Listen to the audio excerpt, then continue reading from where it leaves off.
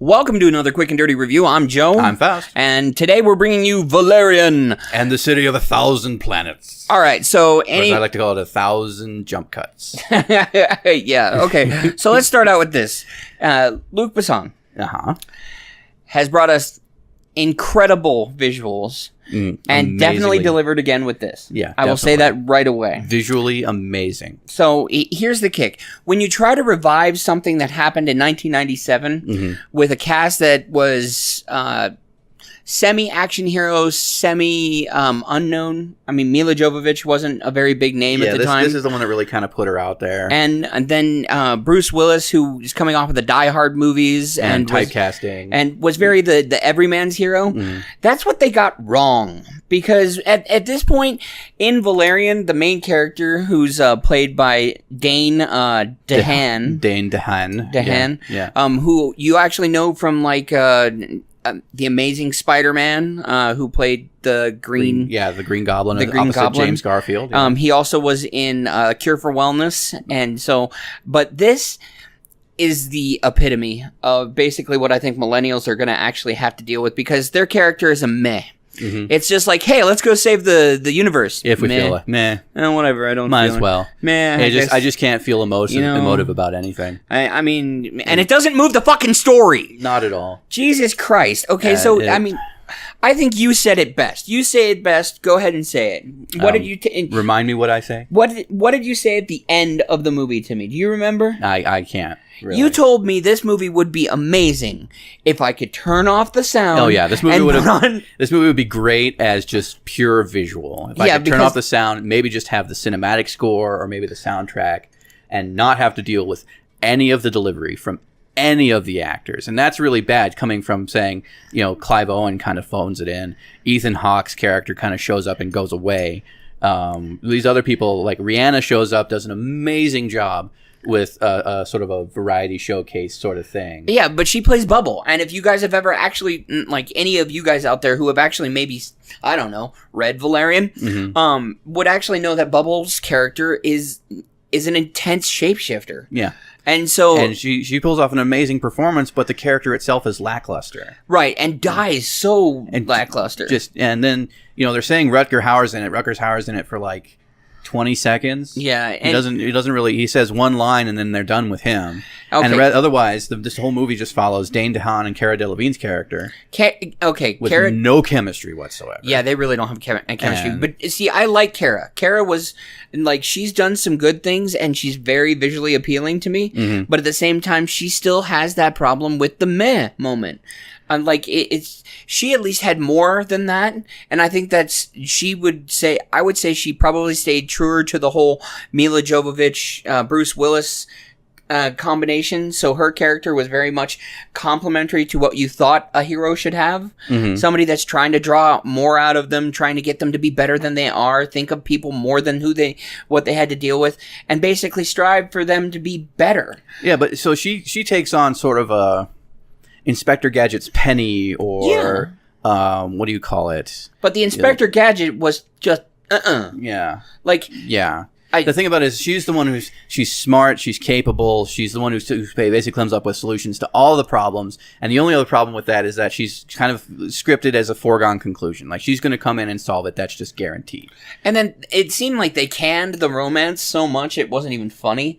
Okay, I understand that you want to see people build a relationship between the two of them, but there have been plenty of movies and stories and books that have showed you how two people could build that without having to be like, I love you, I want to marry you. And it felt like it was... This felt like a pickup artist. Yeah, it really did. Yeah, it didn't feel like that he was really being genuine. He was just trying to... like she accuses him, he was just trying to add her to his tally. Yeah, and so... Real life moment here for a second. Yeah. I was at a club and somebody walked up to a friend of mine. She was female, of course, and it was like, hey... Do you feel that between us? And that's what this felt like. A horrible, bad, cheesy pickup line. Like, Luc Besson, thank you for bringing the visuals. Thank you for keeping me visually stimulated the entire movie. I appreciate that. Amazing visuals. You had a great world to work with. I don't think it was presented properly. And I think that whoever decided to edit your script deserves to be shot in the face. Because the comic book actually addresses all of this very well. And this just felt like you were trying to can an entire arc into just this 2-hour-long movie that just didn't deserve it. And then, the other real downside is during the action sequences, they do this real kind of like jump cutty, shaky cam, run around where you kind of lose track of what's going on and can only keep up with points of it.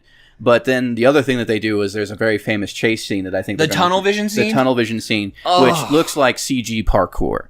It looks like you're running through every single Mario Sunshine level on fast forward.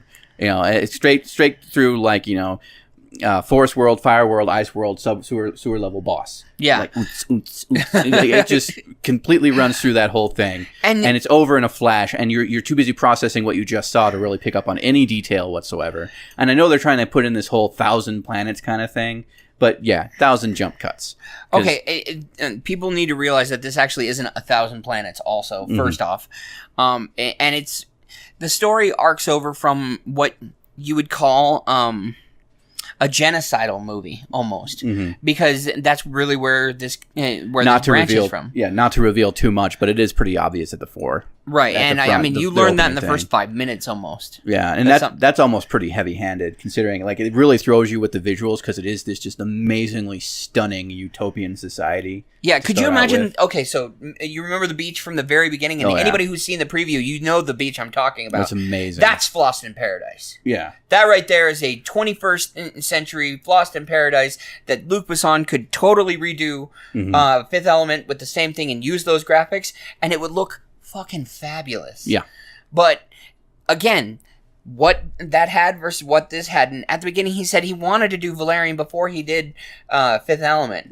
And I think that it's better that he did. Yeah. Because I wouldn't have liked it. Maybe he could have gotten somebody else to play Major Valerian. I think, yeah, the biggest problem I had, and I was even seeing the previews for this, was the choices for Valerian and Sergeant Laureline, Cara Delevingne and Dane DeHaan, do not strike me as the people who could be a lead in even a sci-fi action movie. Well, and so physically they came and brought their game.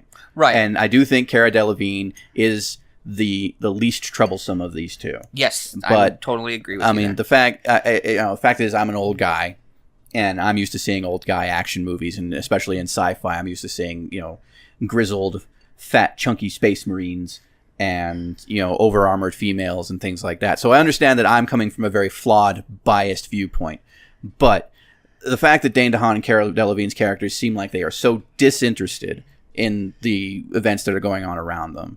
Not them, the actors personally, but maybe the direction that was given to them. And the fact that these characters look like they're coming off a several days drug binge.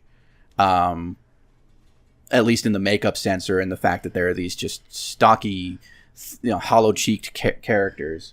It just didn't draw me in. I couldn't identify with these people and really get into the story or really want to see their motivations or see them kind of go through any sort of arc whatsoever. Yeah, and so, yeah, you've already said it with me. I don't think that they had the chemistry for the role. I think that Cara did her job well and definitely was that supportive character. I think the lead from Dane just wasn't there. Valerian and Bubble had better chemistry. Yes, they did, actually. That was really odd. Like, I don't know exactly what brought them together on that kind of thing, but they really should have tried to put that between Laureline and Valerian, because Valerian and Bubble had real interaction. Right, because actually he started to tear down that safety zone that you kind of got from his character. And they had an actual, it wasn't meh as much. It was like, no, we can get this done. He seemed more invested in that here, that entire interaction. Than what he was doing, why he needed Bubble to go and rescue Laureline in the first place. Right. So... I mean, you said it all on that I could go on forever, but yeah. Yeah, I'm not going to beat it to shreds anymore. Go ahead. Okay, that was Quick and Dirty Reviews. Of course, remember to like, comment, subscribe, especially comment. We want to hear what you want us to see.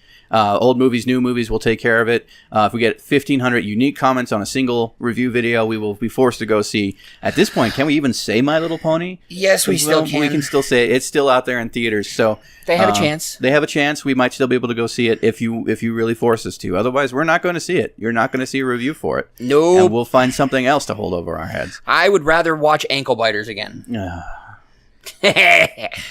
Those are midget vampires. I would rather watch Plague Dogs or Watership Down. I'd rather watch Cat Soup. I wouldn't mind watching Cat Soup. Okay, no. Yeah, don't Google that. Anyway, we'll see you guys next week. All right. Thank you. So, guys, does Valerian have a better conflict ending than the Fantastic Four? Which one? The new one. Fantastic Four Stick? Yes. Yeah. No. Maybe?